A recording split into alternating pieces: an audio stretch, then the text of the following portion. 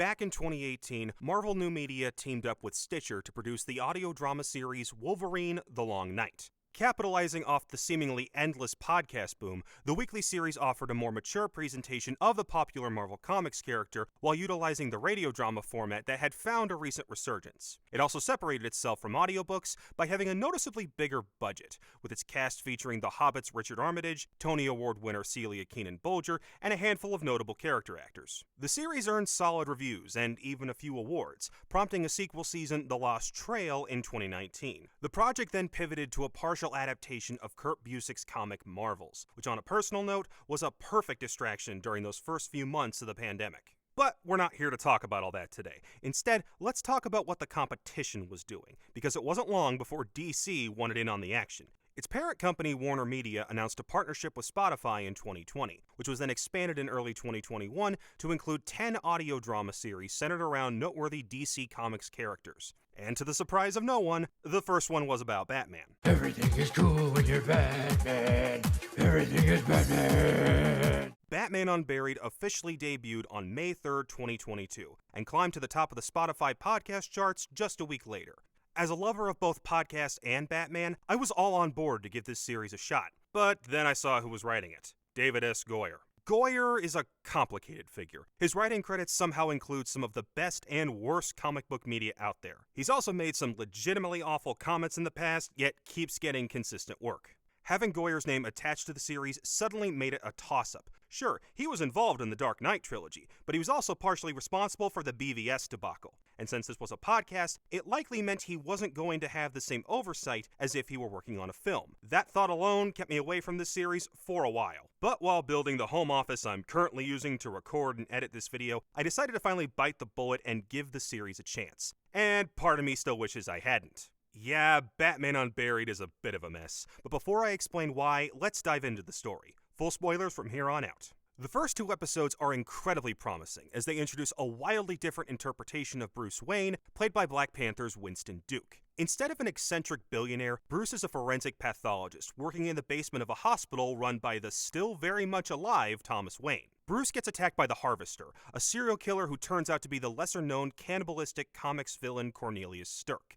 And along with being sent to mandated therapy, he teams up with his new medical assistant to try and uncover the Harvester's identity. It's admittedly an interesting start, but once episode 3 begins, the rug gets pulled out from under us. The perspective suddenly switches to Gina Rodriguez's Barbara Gordon, now a cop for the GCPD. We learn that the police are also trying to stop the Harvester, but they've just received news that Bruce has apparently died just north of Gotham in a one-man plane crash. Barbara is naturally skeptical and manages to get the Riddler out of prison to help solve both cases. Riddler has a particular connection to Jim Gordon in this version, so he agrees to help.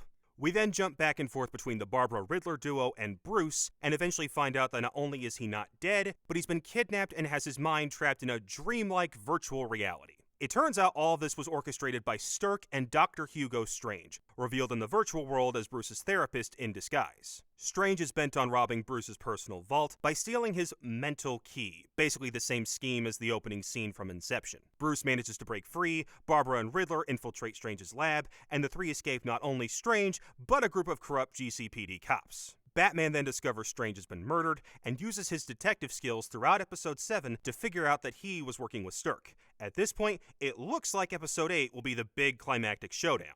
But nope! Right at the end of episode 7, we find out Strange had another partner in Poison Ivy, who in this universe is just now coming out as a supervillain. We spend the entire 8th episode with Batman listening to Ivy's life story as he's grappling his way through Gotham. And the final 2 episodes are all about Batman and Barbara stopping Ivy from trying to get her hands on, and let me make sure I'm reading this right, a 5,000-year-old olive tree, which actually exists, and becoming all-powerful, because of tree roots and whatnot. It gets very silly. The day is then saved when it's revealed Ivy isn't actually as evil as she initially presented herself, and she sacrifices herself in order to stop her own master plan.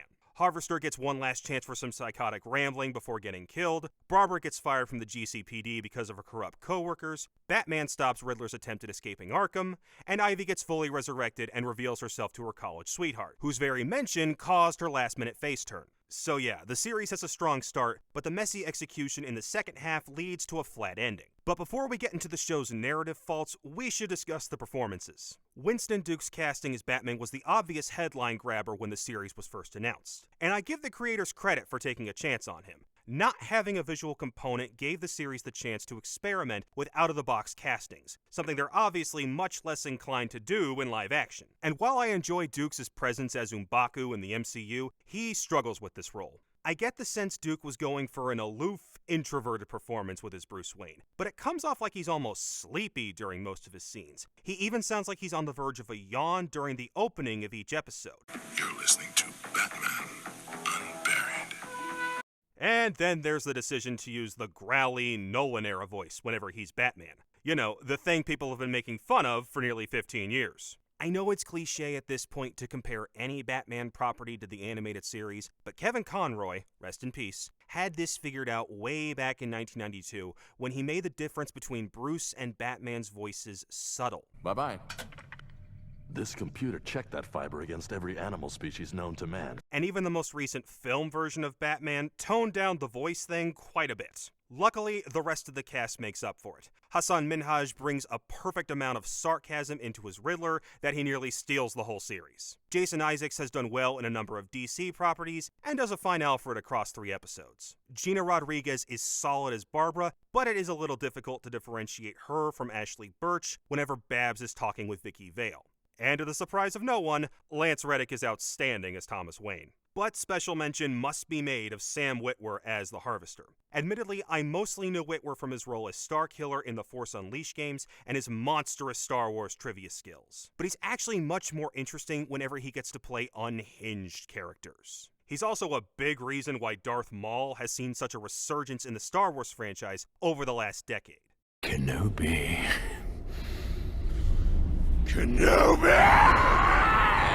His performance as Harvester is legitimately chilling, and it's a shame how he's pushed into the background in the final few episodes. Let's talk about that, shall we? Between all the promotional material surrounding the series, its official synopsis, and the unorthodox casting, you get the sense Goyer, DC, and Spotify were aware they had the freedom to create their own distinct version of Batman. The problem is that they seemed to get cold feet on the idea as the series went along. As a result, the entire season comes off as a half measure, slinking its way back into the standard tropes of a typical Batman story without trying many new ideas or even taking advantage of its audio medium. One of the biggest missteps was making Hugo Strange the fake big bad of the season. Strange is one of Batman's oldest villains, but because he's merely a mad scientist, writers typically don't view him as enough of a threat to combat Batman on his own. As a result, he typically gets paired up with a much more threatening villain and serves as their lackey. The most famous example in recent years is the beloved video game Arkham City. Strange is positioned for a good chunk of that game as one of the main villains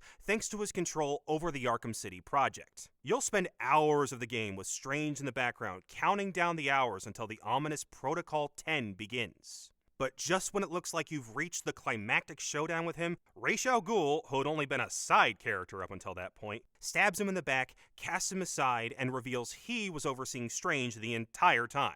A nearly identical scene plays out in Unburied, only this time, you don't see him die. Adding in Poison Ivy as the true final boss more than halfway through the story feels like Goyer was afraid to let Strange play the role himself. After all, he's just a normal human. That doesn't make for much of a boss fight. But this isn't a video game, a live-action film, or an animated series. It's purely audio. And one of the biggest challenges in this medium is trying to portray action sequences. You only have character dialogue and sound effects to convey action.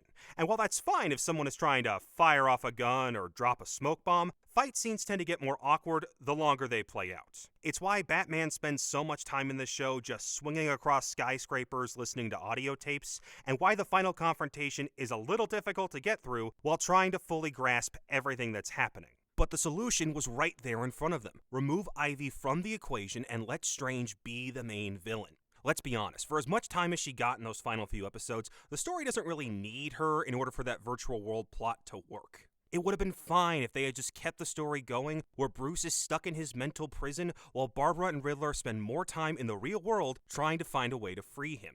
You could even have it where both Bruce and Barbara are working concurrently to take down the Harvester and do so simultaneously in both the real and virtual world through similar means. and any concerns about Strange not being worthy of the big bad role are wiped away the longer you keep Bruce stuck in his mental prison. He's the puppet master who has created a world Bruce is trapped in. You can do quite a bit with that, and multiple Batman properties have done this exact kind of story in the past. One of the best scenes that illustrates how this could have worked comes at the start of episode 10. Batman has been drugged by Ivy and is back in the virtual world, only this time his parents are aware that they're just figments of his imagination. Thomas challenges Bruce by asking him why, in a world crafted in his own mind, did he create a scenario where his father resented his work. By pointing this out, it reveals the nagging fear Bruce carries that his parents might not have endorsed his life as a vigilante if they were still alive. It's also here where Bruce finally comes to terms with the fact that he enjoys certain aspects of being Batman and that there's nothing necessarily wrong with that.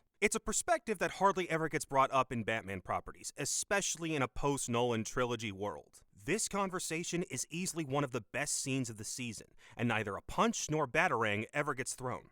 Now that I've gotten my main gripe out of the way, it's time for some random observations. Barbara never suits up as Batgirl in the story, but her interactions with Bruce and Alfred indicate she was at some point, and might be again after getting fired. There's no mention of what happened in The Killing Joke, her being bound to a wheelchair, or her time as Oracle, though her proficiency for computers comes in handy a few times. There's no mention of Nightwing, any of the Robins, Spoiler, Cassandra Cain, or any other Bat family members. Much like the absence of Gordon, this feels like a missed opportunity. There's a big fan base for the Bat family out there, and many are fully aware that we're still years away from getting live-action versions of characters like Damian Wayne, so why not utilize them here?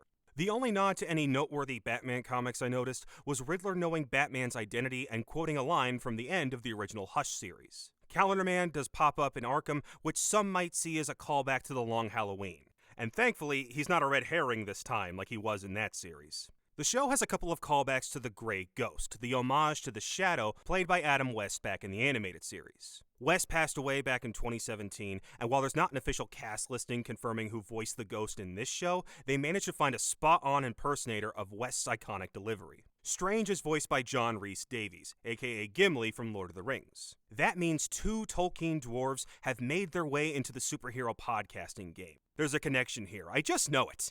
Not even this series could escape another retelling of Thomas and Martha Wayne getting shot in Crime Alley. Even the Pearl Necklace makes an appearance.